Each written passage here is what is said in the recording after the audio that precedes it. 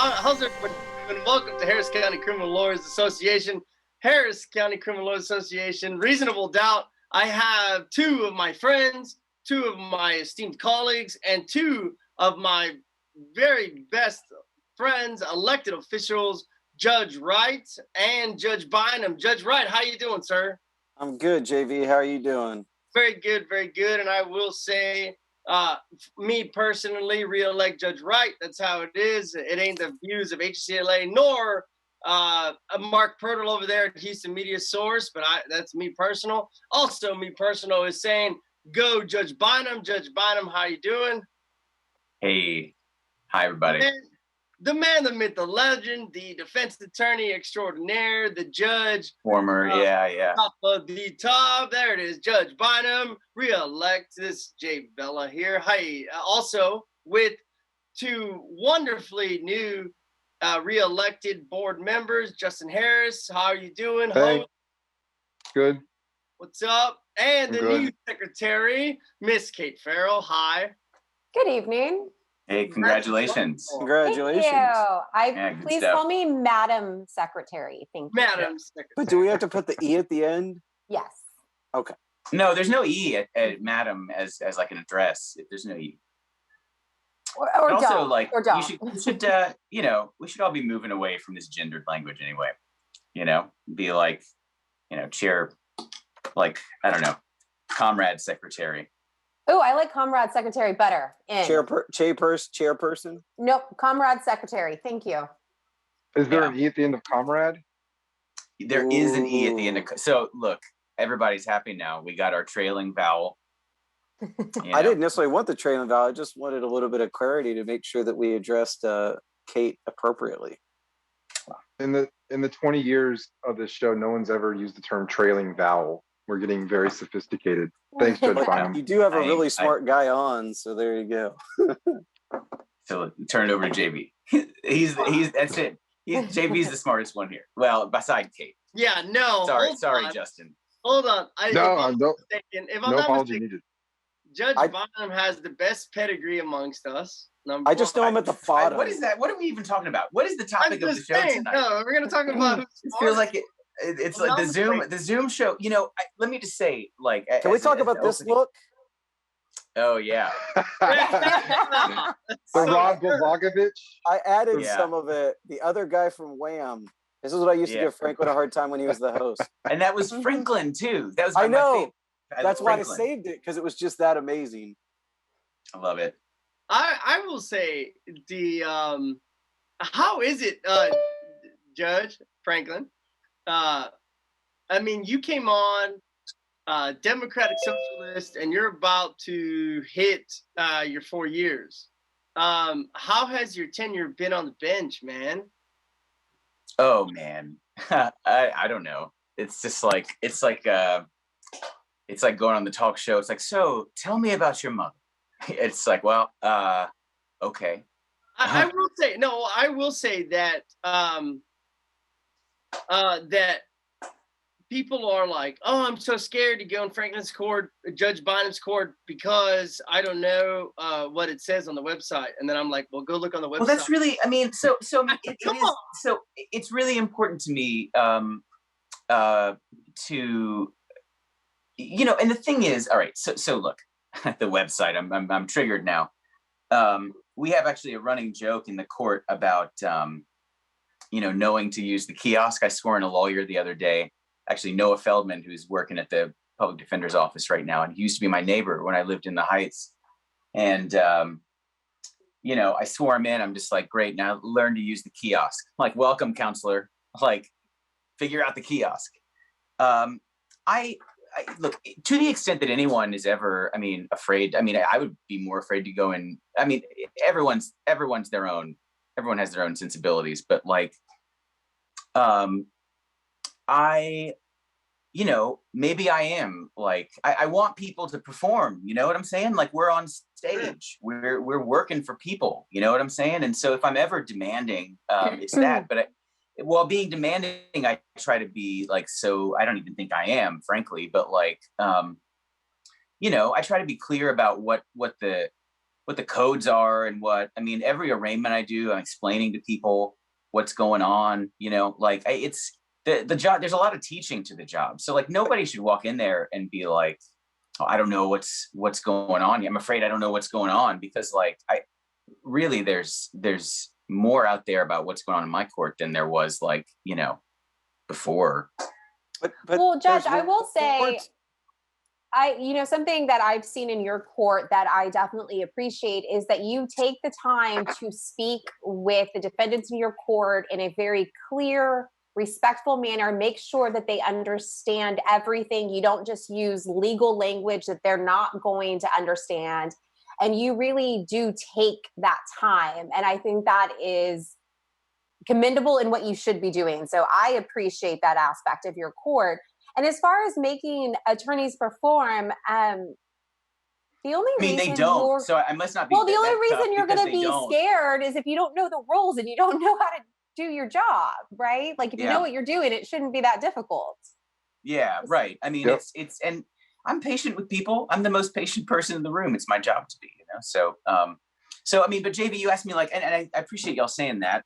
It's a rather like, my perspective is truly unique, right, within that space, right? So it's hearing what other people hear and see is I like to, and I appreciate it. But like, I mean, the job has just been, and I'm sure that Judge Wright can like pick up and talk about this too, that like we have moved into, it has just been highly irregular, right? I mean, maybe that's just life, but like when we took the bench, Judge Wright and I shared, we were roommates. We had a shared office in the back of the Family Law Center. And I actually think that as kind of an initiation to this new world, we've had this massive turnover.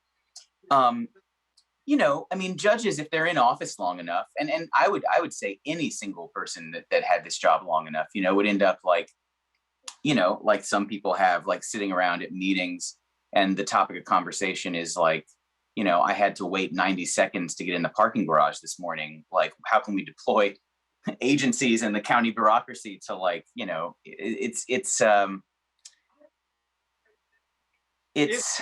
if you had $1 million, Judge Wright, what's the first thing that you change?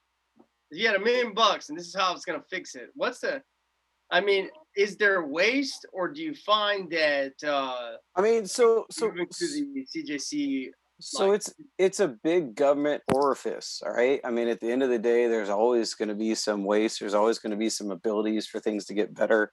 If I had $1 million, I'd probably, I don't know. There are some things that can be changed. I think Franklin was talking about it earlier. It's not just even theater. It needs to be serious when lawyers are coming in and doing their job, because forget theater, it's people's lives, right? I think I said it was performance. Performance. Okay. Excuse me. But either way, like athletes, like actors, sure. But like lawyers, right? Right. I mean, we are lawyers. I mean, I don't think coming in, just mailing it in is what any of us want to do. Because at the end of the day, like the lawyers that are on here, it's really important. It might just be misdemeanor court, but I mean, come on, this is people's lives and freedoms. Let's give it the importance that it has.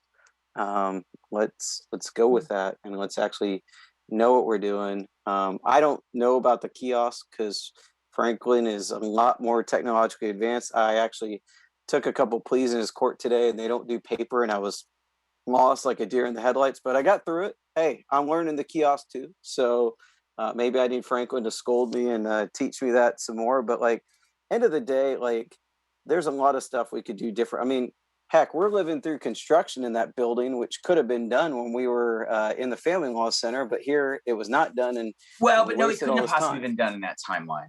No, there's no way. And the thing is, JV, the question's crazy because $1 million ain't nothing. Dude. Yeah, $1 million won't go more than a month on any of these budgets. Dude, what do you mean? If I had $1 million, I'd buy my coordinator a better chair for the courtroom, and then we'd see what we got left. You'd have sort of GoFundMe for William's chair. But what's let's clean up a couple things real quick. Explain what the kiosk is.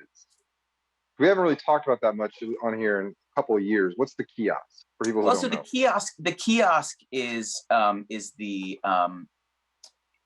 attorney and with the application the web application made by the Harris County District Clerk to allow lawyers to e-sign documents with their clients. There are some limited functions that it's made for the public to use, but for the most part, it's made for lawyers to use. And they have kiosk computers, right? Kiosks in I think every courtroom in the county now at some point or another, like it's in the civil courts, in the divorce courts, civil courts, district courts, right? So if you need to file a commonly used form electronically and you don't have your own computer to access it on, you can go use that computer, but you can also just use it on that. But, I think that, I got a lot of thoughts about the kiosk, but I don't even know what are you interested in about the kiosk? Yeah. Well, no, I just wanted people to know what it was, because I've been told by some other people who watch the show, like, we need to stop talking just to lawyers who work in Harris County. We need to kind of bring it down, not bring it down, but bring it to where the people who are other people who are watching the show and may not know what those things are. Talk about, you said you started out at the Family Law Center, and there's still construction going on. You're talking about construction from damage to the building. This is the Criminal Justice Center from Hurricane Harvey that this August will be 4 years ago, right? Right. So the whole courthouse was displaced for a while. People are back in, courtrooms are functioning under the pandemic. And we had to phase in floor by floor, right? And go to a temporary courtroom and then go to our permanent courtroom. And so like in 2 years, we have moved 3 times. But depending on how you count it, you could inch it up maybe 1, it's, and they don't, the county doesn't hire movers for courts. You know what I'm saying? It was either I tell the staff to put stuff on their office chairs and then go take a break, which I didn't, right? It's like the judge is out there with a push cart. You know what I'm saying? Judge Wright. I swear I saw him carrying a turkey. No, hold on. The turkey's new, but in the move, myself and my bailiff, who were the 2 people that basically did the bulk of moving, and they actually told us right before we moved that we had to move our own copy paper. So think about this: you got boxes upon boxes of copy paper they buy in bulk, right? And then they tell all those the wall of boxes in the break room. Yes, myself and Franklin and other people move the copy paper, which was super fun. We did. It's so funny. People think the job is glamorous, No. I guess they do, or it's cushy or like something. But like, we're incredible cosmic power. All right, so cool. Like I can do this. No. Where do you? So I typically see Judge Wright in the courtroom. Judge Bynum, where do you typically hold the Zoom? Because you got the background. Well, this is a corner in an undisclosed location in Harris County, Texas. But I don't. I like the thing is I actually had to kind of clear this out, and I thought about leaving it kind of in the wasteful state it was as like something of a statement for our our audience, for our like criminologist audience of criminal defense lawyers and others in our justice community. But the thing is really like kind of grown over from disuse because I've been back every day in the courtroom for weeks, and like I'm not going back to Zoom. Like there's no way. Like I'm vaccinated, my whole staff is vaccinated. Like let's go. You know what I'm saying? Like this Zoom thing was always insane. Temporary.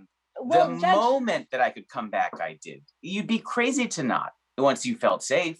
I've been there the whole time. And Judge Bynum, let me ask you, you just said you're vaccinated, your staff is vaccinated, and you feel safe and you're back in the courtroom. Well, you actually picked your first trial over at, or board ire over at NRG, right? Yes. Yeah. Win. Look, I don't use those words. You know what I'm saying? But you can call it whatever you want. But yes, sorry. You presided over a jury selection. So what I'm gonna do is I'm gonna call into the Zoom call from my PC here. I'm on my iPad here. Because the thing is, doubling back to the Zoom real fast. I mean, I had so many crazy plans. I actually, and y'all will really appreciate this. I had a goal to make this branch of government have slightly better production value than the show Reasonable Doubt on public access television. Right? It's because the branch of government, right? Better. I don't know. I mean, man. look, I know it's tough, Mark. It's tough. Can't touch tough. Mark Pirtle. It's no seriously. I mean, that is how I thought about it. I was like, look, we got to get some better production value. That's what I mean. You know what I mean? Like, and are we going to do are we quite at TMZ? No, we're not at TMZ level of production. Are you crazy? Judge Judy? No. You see how much money she makes? You know how many days a week Judge Judy works? You know how many days a year she works? She's the highest paid person on She works television, 2 right? weeks a year and makes Really? Wait, what? Yeah, 2 weeks a year? I thought you were going to line say that every stuff- single day except for Christmas and Thanksgiving. They've got a year-long production staff to identify people and make plans, and they just fly people in and they film, 18 minutes times, just over and over all day long. I mean, there's no show prep for that show. Are y'all live streaming? Yes, sometimes. Why are you, Judge Wright, why are you not live streaming? Because I had my courtroom open, and ever since, I've had my courtroom open the whole time, but ever since people started getting vaccinated and they let more people in the building, I think that there's plenty of access. So I don't think under the Constitution I'm required to live stream. I will during trials, because when I went through the plan to get approved, I did commit to live streaming during trials, and I have a couple times other than that. But I haven't live streamed in a while, just because I frankly feel like that if people want to see what's going on, they can come in the courtroom. I will do it if need be, but I don't think it's necessary. I understand why we have it, and I think that the people that are locking their courtrooms and not letting people appear, they absolutely need to. But I've been at work every day, save and except one day last September, I zoomed in because I had to get new appliances delivered, and that was what a whole fiasco. I don't like it. I think that I need to be in the courtroom because some of my staff has to be there, so I darn sure better be, because even the people that are working remotely, their CLOs, their bailiffs, their clerks have to be there. So if I'm going to have those people there working on my staff, I might as well be there too. Yeah. Fair enough. I like it. The bench belongs to the people. It does. It doesn't belong to Right. anybody but the people in Harris County. And I just happen to sit there temporarily, and who knows where it goes from here. And we'll go. I've always really admired that sensibility, and also the declaration of it in the courtroom, which actually I sat under when we were roommates, and I really did, agree wholeheartedly. And so you asked about the jury trial, right? And that is really where the people have the power the most, kind of in our society, period. In a lot of ways, direct access to the instruments of power, and not just as an optional thing, as an absolute requirement to use the most awesome power, which is, the most fearsome power of, confinement, kind of condemnation, so we had a jury trial NRG. And I was going to pull up a photo and zoom in on my computer and share it with you, just to give you just to set the stage. But Andrew, do you want to take it away while I do that and talk about what it's like there, and just tell people what NRG is? So obviously we can't socially distance in the current physical plant we have at the courthouse. Well, our jury assembly's been wrecked ever since Harvey 4 years ago. Although that building's close to being done, I hear they're waiting on furniture. But even in that space, they're saying we can't socially distance appropriately. So we have implemented a plan to pick juries at NRG. So we have 4 courtrooms that are spaced out. In fact, I'm going tomorrow. I think I've been 7 or 8 times. But we have these courtrooms that are more socially distanced. One is a big auditorium. The other 3 are carved out of a big room. I think I've talked to JV about it more than a couple times. So if I'm going to have those people there working on my staff, I'm not super excited about it, but at the same time, it's better than not being able to have anything. And frankly, I do think they do a really good job cleaning and making sure that people are spaced out and safe. I've actually talked to the last 2 juries I had and asked them about the process there, as well as what we did in the courtroom, because I wanted to make sure those people felt safe, because I get kind of nervous if I'm going to make people show up. At least I want to make sure that they don't feel like their health is at risk. I mean, we're all at risk just from living their lives. I don't want to heighten that. And every juror I had has told me that they feel safe. In fact, after a witness, I personally get down and I wipe out the entire jury or witness box, because I feel like it's not appropriate for me to delegate that to some bailiff or some clerk. Or something. And you want the jury and everyone in the courtroom to know just like what a down and dirty, like real roll up the sleeves kind of person, you kind of judge you are. I don't think it's that, man. I think it's like it's lots of things. Let me just comment on the aesthetic though of the judge getting off the bench and wiping something down, actually, which is just fine. A lot of times I'll take a break and then do it, but like one of my bailiffs was doing it like the first trial or two, and I felt really bad. I'm like, here, this guy has all these other responsibilities, and now I'm adding this to his plate. So if I'm the one, kind of hygiene theater though, because I think in the end, fomites, surfaces, I don't think that that's actually the driver of transmission. You know, I mean, I think the bigger problem is the court reporter sitting right in front of the witness. You know, like, oh my God, I couldn't believe, like when I looked at it, I was just like, fuck. I mean, I was the first to close. So, you know, I'm very fomites has also never been said on the show before. Neither is hygiene theater. Yeah. Still at it, Judge Bynum. I like it. Well, I wanted to mention to Judge Wright, because I believe you were one of the first to pick a jury at NRG. Is that correct? Yeah, I think myself and Judge Singer picked the same day. I think we were the first to do it. I don't know. I think a civil trial had happened before us, but we were the first. Yeah, but as far as the criminal courts, I think you're one of the first. And I will say, and I think everybody who's watched this show knows that I have had a lot of reservations about jury selection at NRG. Sure.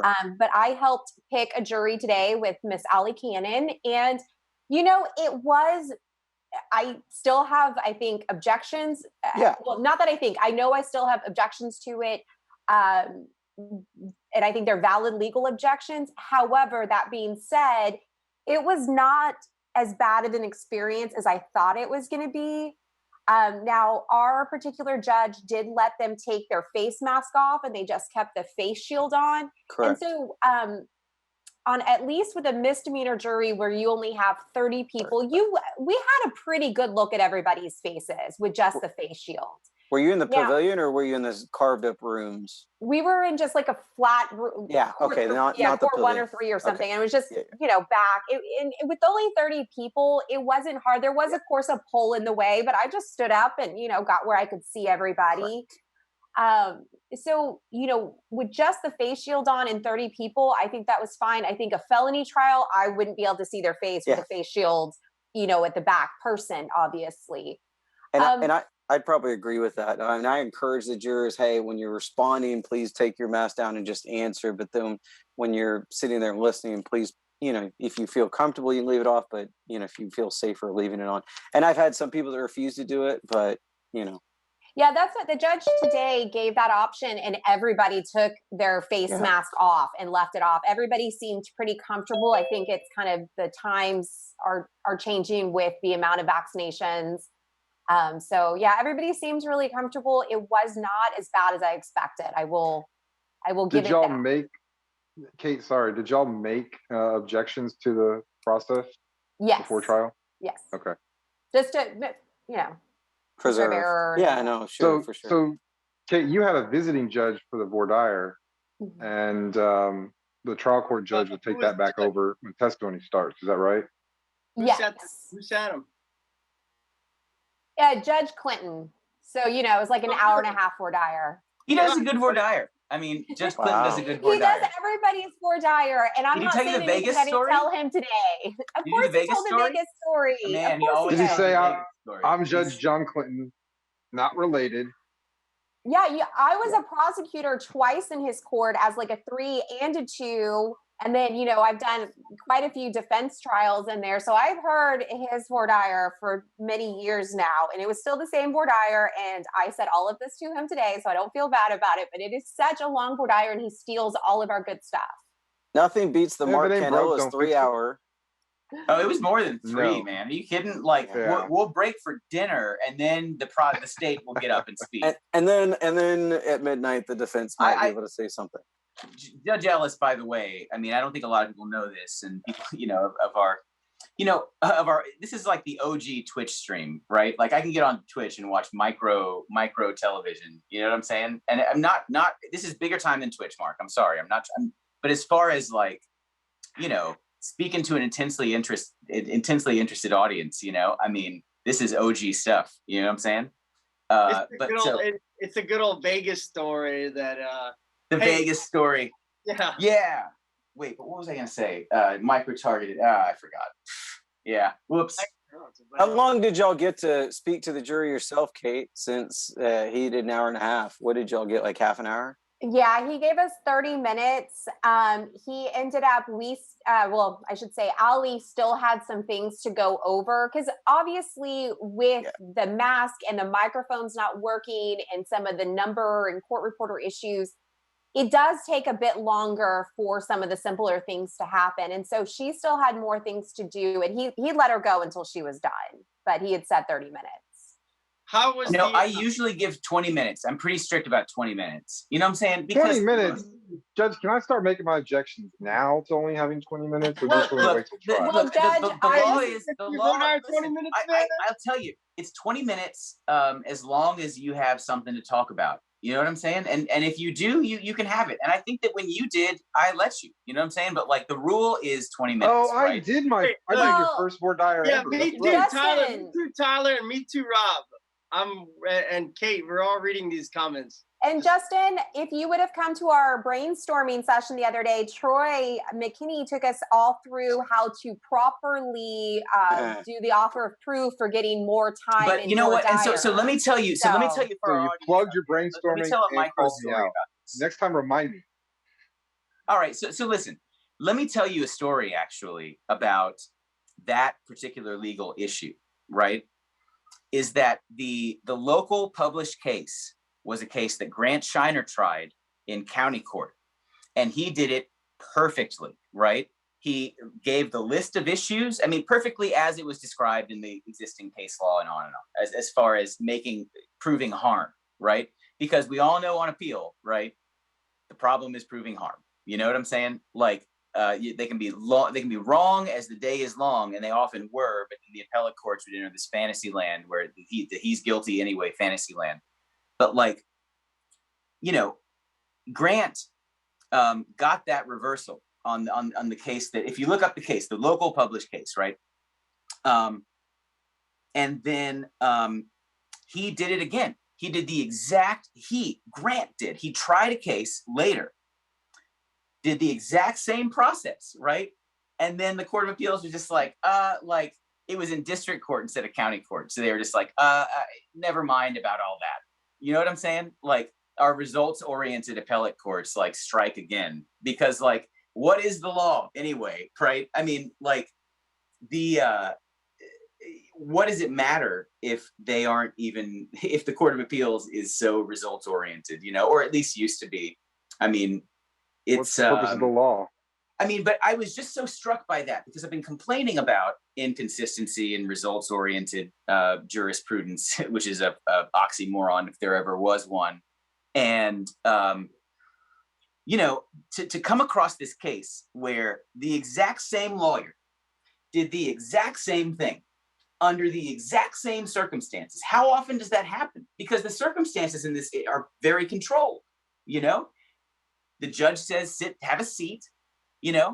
You say, no, I have these things to talk about. They're printed out here, right? And here they are for the record, and whatever other steps, right? But it was exactly the same.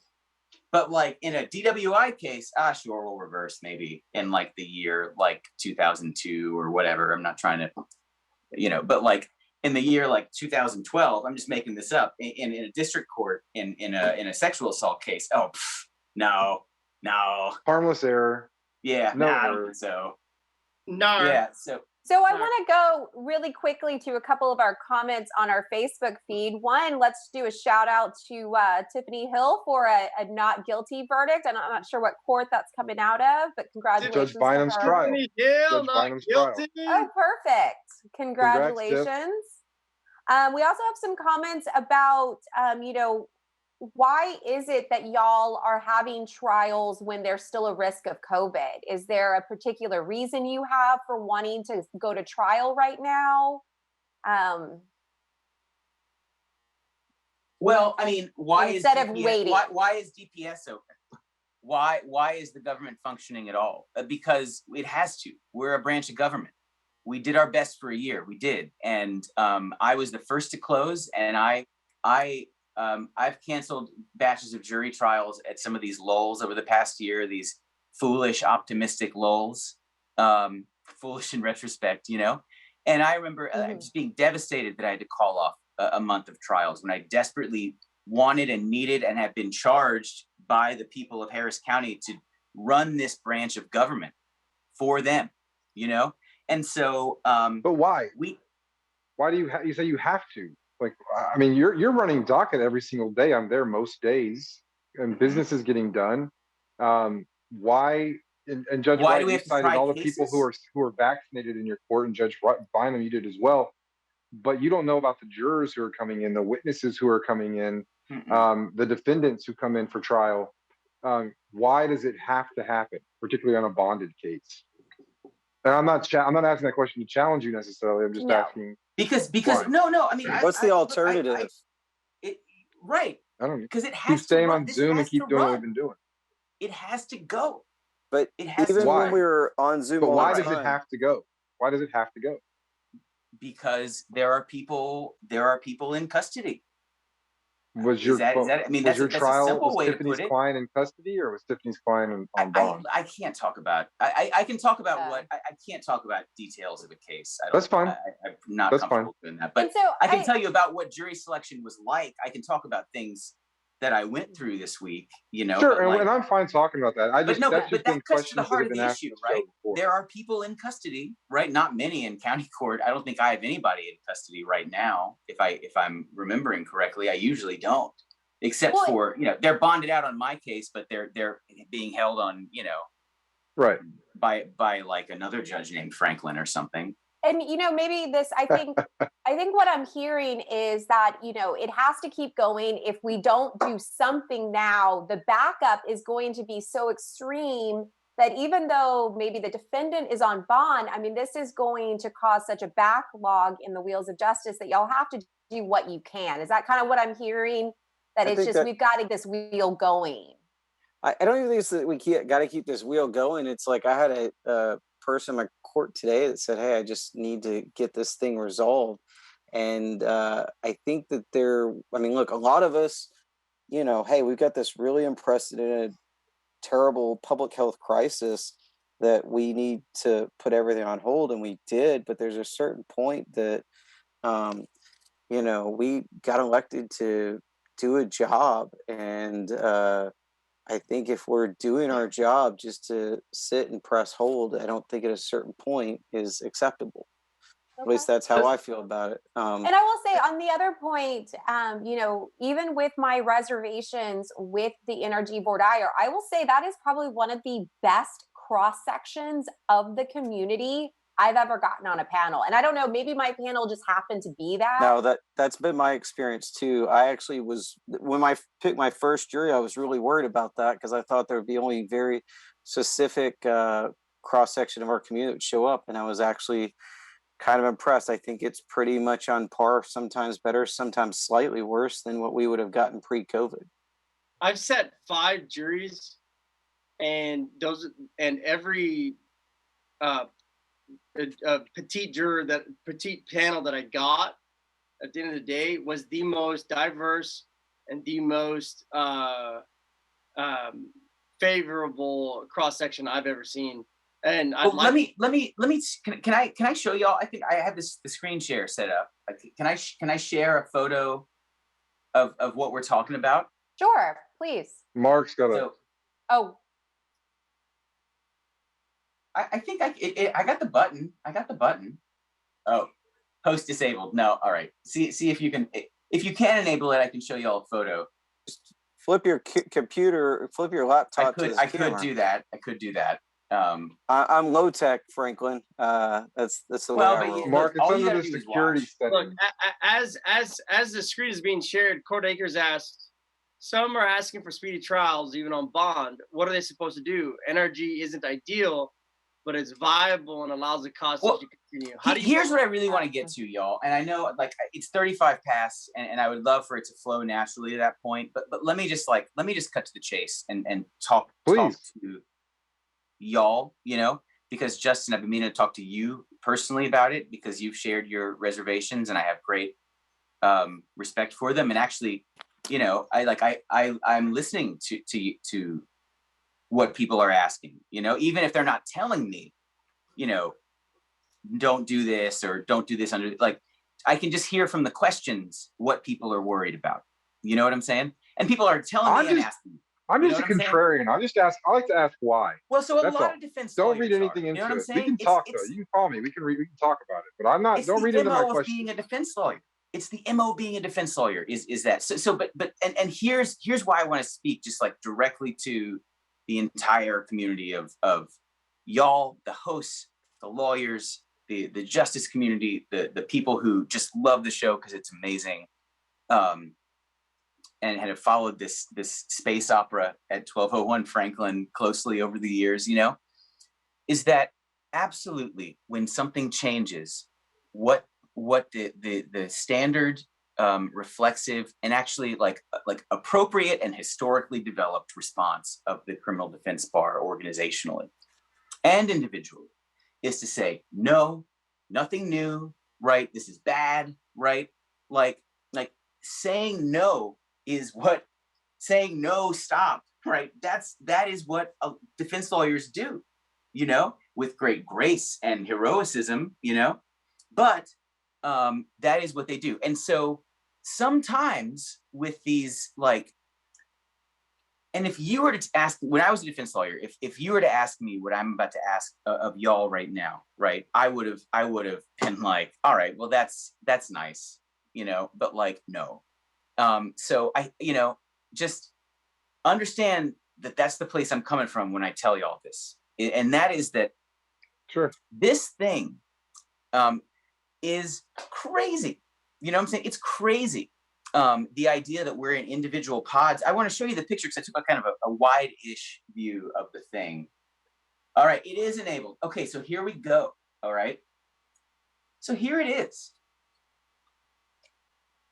So everybody has, and let me just describe this to y'all technically, because I was at a technology committee meeting today, and I just stopped and thanked everybody, even though this wasn't even on the agenda. You know what I'm saying? Because here, I'll take it off for now. We'll do it like the news, where we'll put it on every now and then, to remind people what we're talking about. Isn't it what, Mark, I can co-produce with you right now with screen sharing.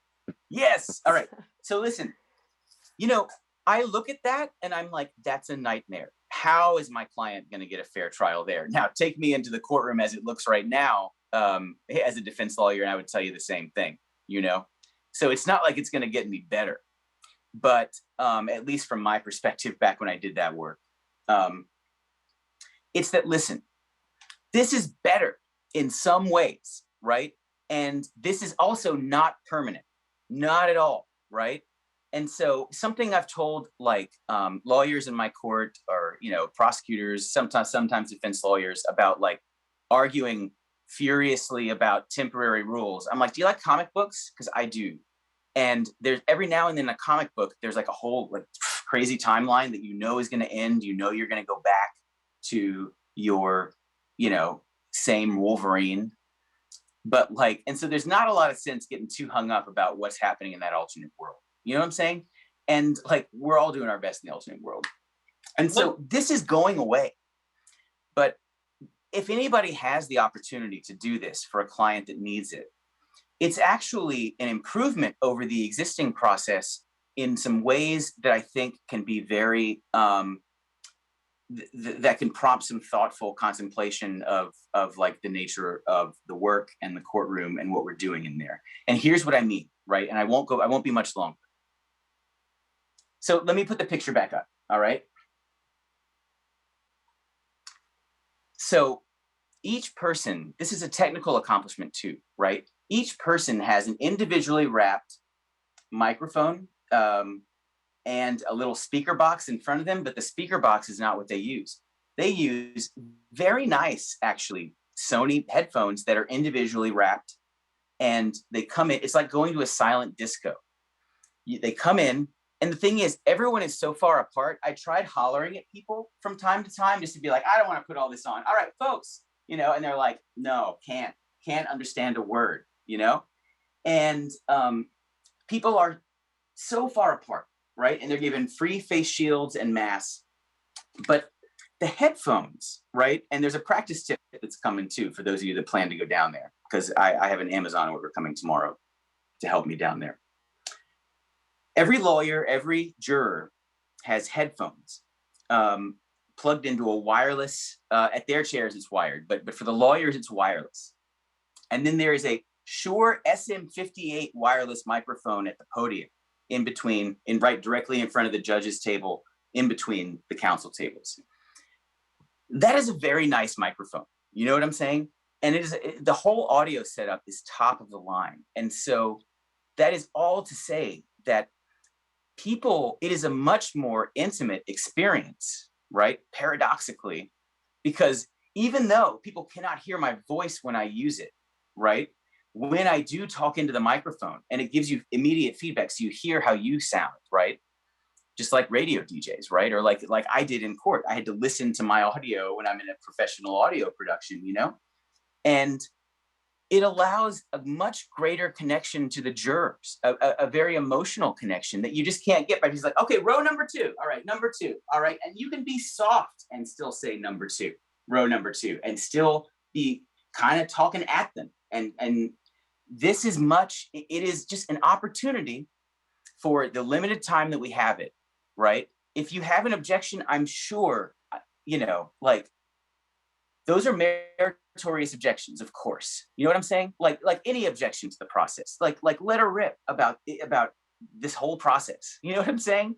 Say it's terrible, right? But let me just invite you. This is the final. Let me just invite you to go and see what it is, and actually see the ways in which it's better, and then try to take that forward and figure out how we make this system better, and how we take something positive from this experience and all this time and effort we spent to produce something that actually has this kind of magical aspect to it.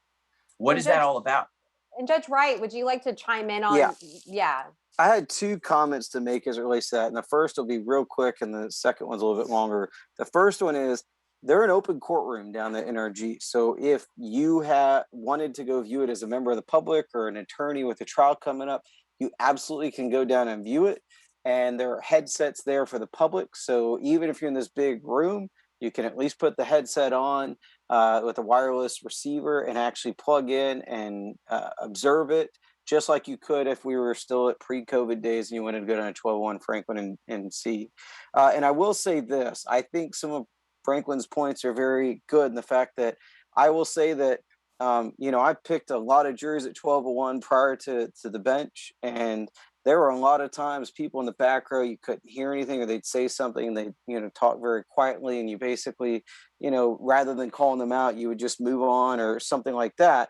I will say that a lot of that is minimized with this system as far as the microphones. They're as good as I can hear y'all right now, even if you're sitting number 30 versus number 1. So they're better, but we would sound better than the jury if we were in studio with Mark Fertile, 100%. Well, for sure, because they've got better production value. But no, I mean, like, I will say this, that look, you're going to have, every jury is going to have people that just don't want to talk, right? Like, that happens. But I will say that there's a little bit of clunkiness. Sometimes those microphones don't kick on perfectly. So I've told my jurors, like, wave your hand in front of it, or, you know, something like that. So make that way the little light kicks on and you can talk to it. But I mean, but either way, I think that there is some good to it. Look, I want to get back to 1201 because frankly, I think it's just, as awkward as can be. And I don't like going down to NRG just because I think it's we lose time. But at the same time, it's what we have. I've talked to other judges in different locations, and I think that we've got a better plan than a lot of those places. I think I was talking to Justin about this yesterday. Like, I am not super fond of the process, but it's what we have, and I think we're doing the best of what we can. We're trying to make some chicken salad over here, and that's where it's at. Well, and I want to say that as somebody who has been so reserved about this idea, sure. And I know Juan Aguirre commented that he had the same reservations when he picked his first trial and had motions and everything ready. But when he got down there, he decided he didn't need it. And, there is a myriad of reasons why a defense attorney would go to trial under these circumstances, from their client needs this trial to happen for personal reasons, to taking advantage of the state not being ready. Some of the witnesses may be gone, so there's a lot of reasons to take advantage of it. And I will say that I was very impressed with the process. It was not as difficult as I imagined. I will say I didn't try a felony, so I don't know about the 60 people, but with a 30-person panel, I don't think it was that bad. I was able to read their faces. I was able to read body language. Everybody seemed comfortable with the process that I'm talking about, the panel itself. Everybody was really nice. The staff down there was helpful and nice, and really trying to, accommodate everybody as best they could. So I think if you have a case as a defense attorney, what I will say to our audience, if you have a case that you really do need to try for, whatever reason you have, it's not a bad experience. And, I have some other comments on here saying that they had a great cross-section of the community on their panel. So you're getting good panels. Can I tell you something that happened that had never happened before, right? At this jury selection, I get to the end and I say, is there anything anybody wants to ask me that is there anything you wish I would have asked? That standard wrap up question, and there was only one question. It was like number 14 or something. And he was just like, yeah, what kind of sneakers are those? Because I was like, well, they're Air Jordan 13s. That was the mood. It was that kind of mood is possible there. Someone who's, in some ways that all that personal space makes people, I think, more comfortable than just being shoulder to shoulder. They're there, they're in a little cabana, and you're asking, questions about their life history, and it's a more comfortable place to do that when you need to talk to people about serious things. So I got a question from somebody that wants to know about, and Judge Bynum and Judge Wright, you too, about Judge Bynum. I saw this today in court, and I hadn't seen a judge do this before, but what do you do when a judge, or when you've got a defendant who raises an objection, who's out on bond, who's following bond conditions, and they raise an objection, they don't want to go to trial? If you've got other cases where the parties are all in agreement that they want to go, how do you pick who goes in what order in your court? Oh, you want me to tell you about the bingo wheel? Or the question was more about, will you still put somebody to trial if the defendant, the defense attorney, they don't want to go, they object to it, and you got other ones behind them maybe who do. But that can segue into the, as you call it, the bingo. I've got comments, but I want to hear about the bingo wheel first. Yeah. Well, I don't. Look, I'm not trying to put B32. Yeah. B32. I was always a free space guy. It's usually the only one I got. Yeah. What? So is it the bingo wheel? What am I like? Yeah. What's the bingo wheel? Just like, how do you pick who goes to trial? I mean, and what do you do if you got one person? The thing is, I can't say what it's going to be. I mean, I guess I can talk policies, right? Yeah, I could say safely that I have a policy of like not making anyone like in fear of their health in my court, including subpoenaed witnesses and, lawyers and defendants and, jurors are kind of self-selecting, you know what I'm saying? And we're at the point in this thing where people can kind of self-select, you know what I'm saying? Mm-hmm. The guidelines reflect that. I mean, that's part of the way forward, and a lot of the reservations about community composition is that, you know, the self kind of the self-regulating, the self like putting yourself out in the world is going to be not reflected in the community, you know, but like that's always a danger, you know, it's always, and there's always going to be something that's influencing it, you know, like, and so it's just, we're still dealing with the same problems. But so the bingo wheel, speaking of the same problems, right? The dockets are sky high, right? And that's not good for anybody, you know? I mean, I think my lead clerk, I asked, like, what's the most number of trials you've ever tried in a county court in a year? Like, what's the most we can do, you know? And Andrew's actually probably gotten beat. All right, what's the most you tried in a year, Andrew? But with all this disruption, though.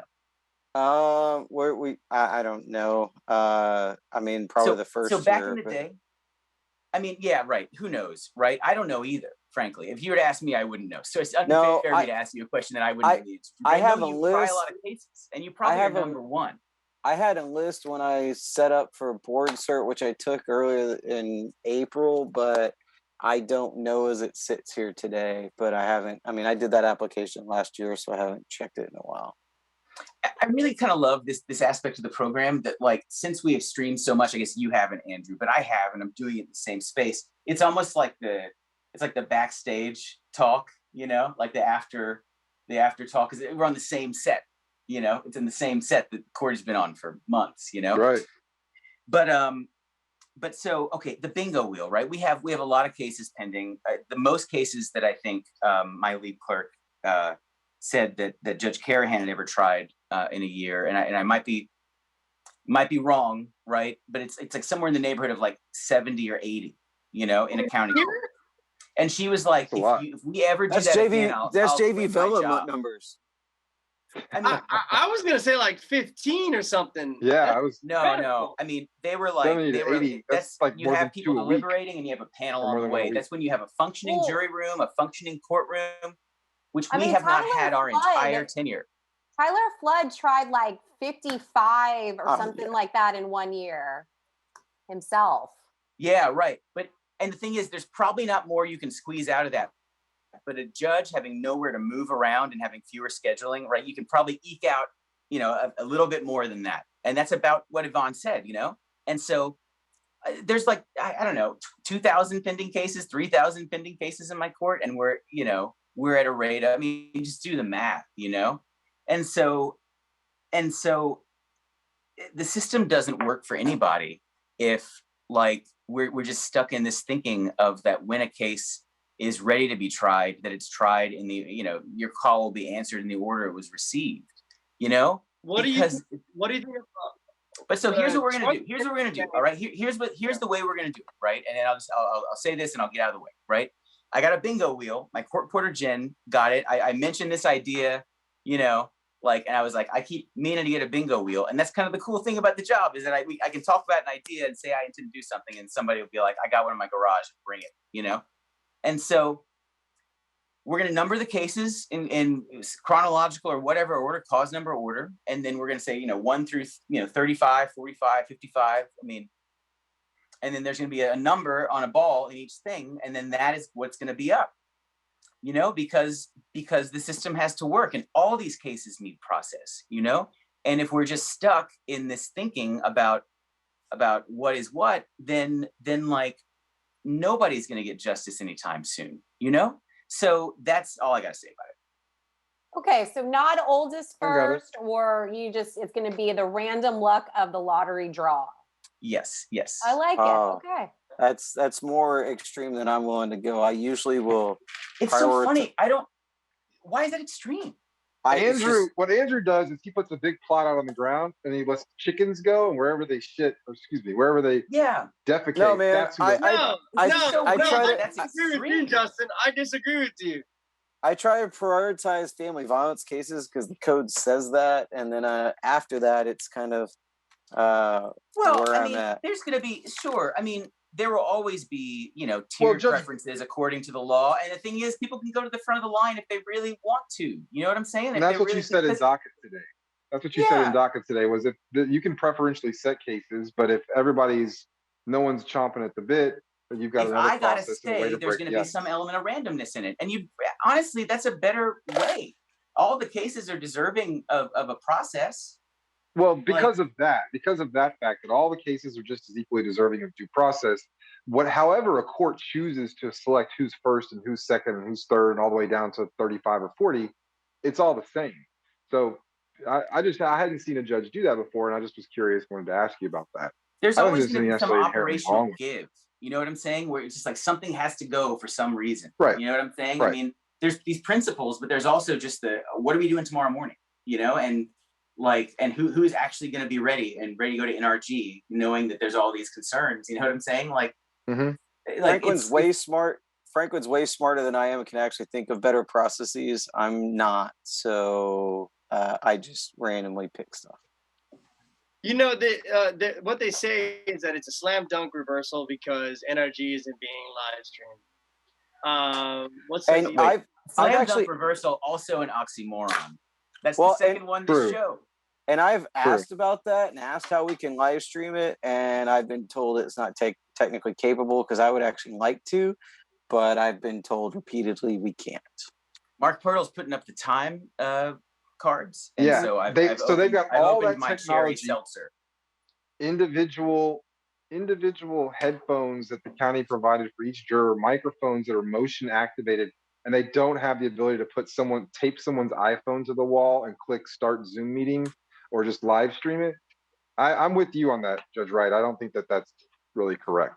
Well, I mean, I found They've it proven ironic through this whole process, wherever there's a will and a couple $1 million laying away, there's a way.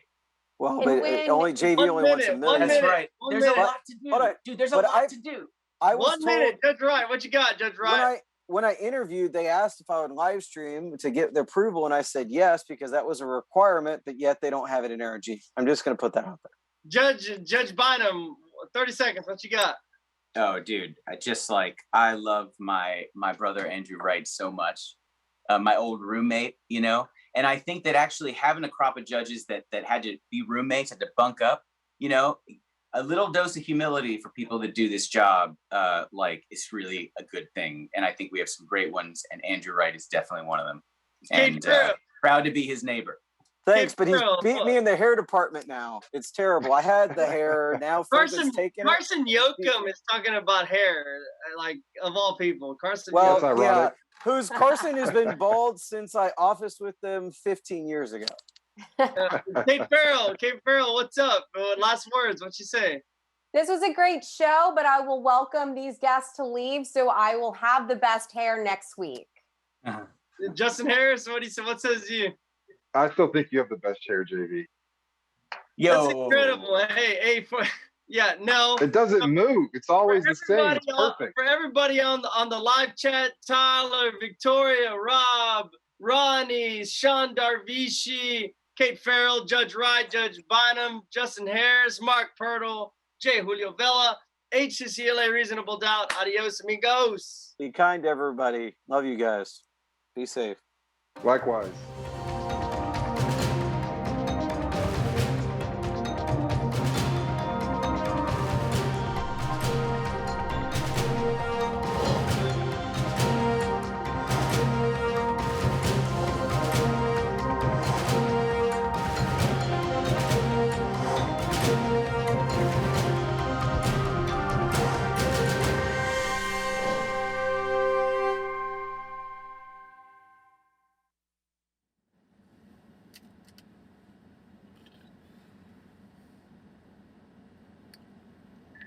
Call Sean.